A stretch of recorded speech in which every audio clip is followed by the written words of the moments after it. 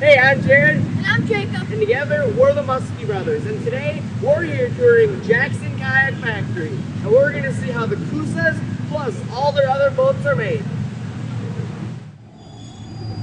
Hey guys, we just started our tour of Jackson Kayak. And can you believe how it starts? And this plasticky powder? We use one kind of plastic for the slides and those pontoons, and then we use a different grade of plastic for the linear products that we make, which is like the Kusa, our wreck and touring boats, and a lot of our whitewater boats. Our whitewater boats are either made in linear or cross-linked plastic, and the linear is just a little bit of a step up above what we use in the pontoons and the slides. But it's, again, the same thing we use in our whitewater boats and our Kusa and the wreck boats. The cross-link we use in whitewater boats exclusively, and we're the only company left still doing that. Cross-link used to be kind of a different kind of plastic than it is now. EPA regulations have changed the formula and the recipes a little bit, and so it used to be the strongest plastic there was. Now super linear has gotten so much better, and the EPA standards have brought the cross-link down so much that it's almost about the same quality anymore. They're both good now. I mean, the super linear just got better. So what do we have here? What is this exactly? This is our library of molds. This is almost every boat we have in existence, and some pontoons and a few other things that we work with. It's our whitewater boats, our wreck boats, anything that we do mold currently, and even a few things that we have out of production now. Awesome. About how many kayaks would you say you had? It varies. Currently we have 4 different kinds of whitewater boats, and each of those has various sizes. So we got 4 lines in whitewater. We have the Kusa as our fishing boat, and we have about 6 wreck and touring boats, and some of those have different sizes as well. So what is that? Almost 12 or 13 different series of boats with various sizes involved. Almost 30 or 40 models total when you count all the sizes together. Yeah, cool. Yeah. Do you make all the kayaks for order, or do you have some that you keep in stock that you would give out to stores? We do a little bit of both. The majority of our orders start coming in actually at the end of last year. So from October to December, our dealers are putting in their base orders for this year, kind of an estimate of what they're going to need. And then after that, we start making them to order a little bit more, you know, the individual orders that come in from people purchasing boats. We'll make, when we run a boat, maybe 5 or 6 extra to keep handy up there, but we try not to overstock ourselves so that at the end of a season, we don't have 20 of a color that we did, you know, just left over. So it's a mixture of both, but we try to make them to order specifically, and we try to get ahead of that by starting back in October and December and working forward to our springtime. Okay, thank you. Oh yeah, this is cut and trim over here. They have templates, and they'll cut out the cockpit area of every single boat. They'll do a little bit of trimming around the parting line, which is where the 2 molds meet, and a little bit of plastic kind of gets out on the side. They'll drill all the initial holes in it so that when the builder gets it, they know where to work from, and they don't, you know, every builder doesn't have to have a template then. If it's a linear boat or a boat that has a track, Steve welds it, and if you guys want, Steve's welding right now. What I'm actually doing is tip the welders about 475 degrees, and that's heating up the hull and heating up the track. Then I'm adding plastic to it, filling in that little groove. This plastic actually feeds from this gun there. Yeah, it actually feeds into it. It's just like a MIG welder, and a lot of similarities between welding plastic and welding metal. Cool. So.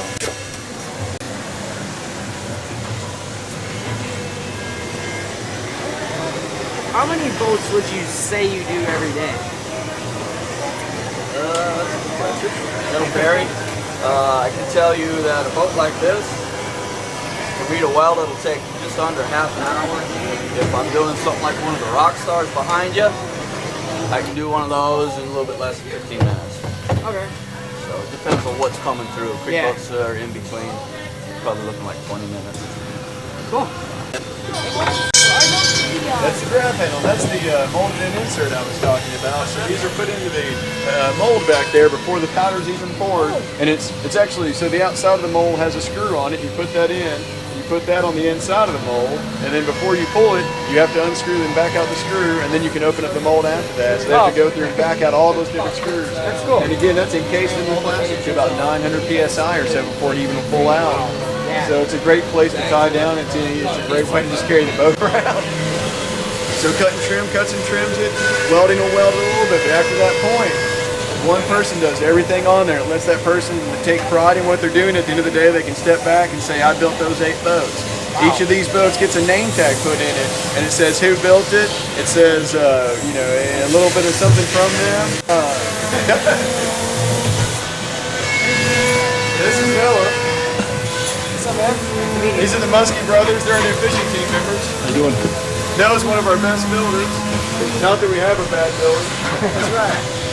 But so when he gets done with the boat, he's going to fill out a name tag, and that way when it arrives, the person can see who built their boat. Some people put little catchy things on there. Brian back there puts the emblem. You can see that blue emblem over there. Oh yeah. The dancing guy. Brian puts a stamp. He's got a stamp with that. Puts one on the back of all of his. So it's a little bit personalized. And again, Noah's going to put every single piece on this boat and in this boat. He's going to make sure it's all right and put together. It's a really neat process. And again, what happens if you do traditional assembly? So Noah would put, you know, this grab handle on all day.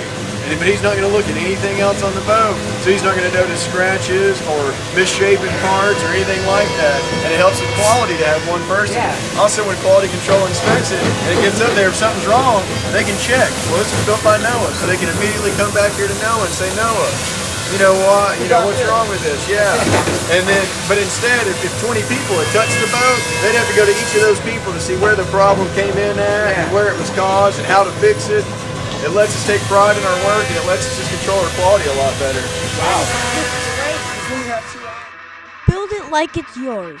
This isn't just a motto at Jackson Kayak, it's a fact. All of the workers really take pride in what they do. The quality control is unmatched, and their commitment to excellence really shines through. We were surprised to learn that they build almost every component on their kayaks. Building their own parts allows them to increase the quality and cut the cost. This is just one of the ways they are able to provide such a great value. Since the Coosa started in January, well, the end of December, beginning of January, it's been on a heavy back order. It started out at almost 2 months, and we've done everything we can to work that down. We're at about a month now, and we're even trying to get underneath the month now. So we've redone the way we do part of assembly. We've got one section dedicated just to the Coosa, which is not normally like that. Each builder normally just gets whatever boat's landing on their stand that day. But with the Coosa, we had to dedicate an area. It's got 4 people, 4 stands, and all day long they just pump them out. The mold never comes off of the oven. Wow. So how we'll run like 10 boats of this or 10 boats of that. That Coosa is constantly in cycle and has been for the past 5 months and hasn't come out of the oven except for on the holidays when we've been closed. Wow. That's it. That's amazing. Thank you for building such a great kayak. You're welcome. Thank you.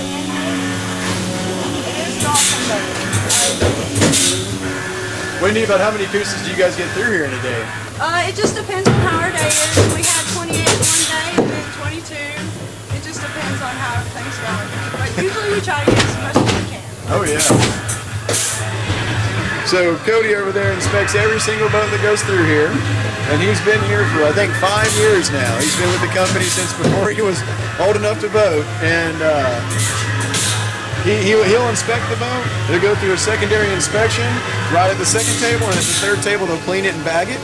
And then Miss Kim here logs every single boat that goes through our process into our system and gets it in our inventory for us and makes sure that everybody else has everything straight on their end. When the boat arrives to her, it's got to be complete or she'll kick it back to them. 100 boats a day, 500 boats a week. Doesn't matter what kind, what size, how long of a build time. Shipping tries to match them by trying to ship out 100 boats plus a day, if they can.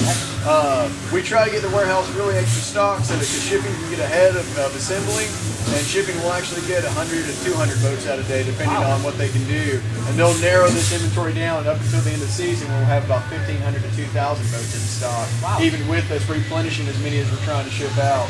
So it's kind of a cycle that we try to kind of balance out. Scrap foam, when we cut out the pieces we need, we send them up here to ship them, and they use them as packaging material. Same thing with this outer area.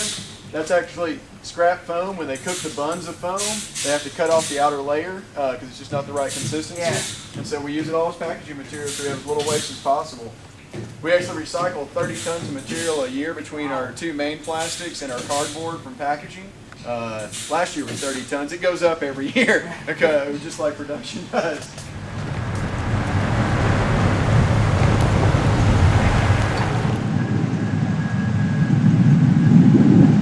Hey guys, thanks for watching our Jackson Kayak Tour video.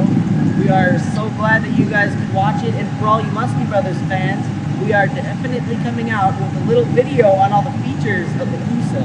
So look out for that. Thanks for watching, and we'll see you on the water.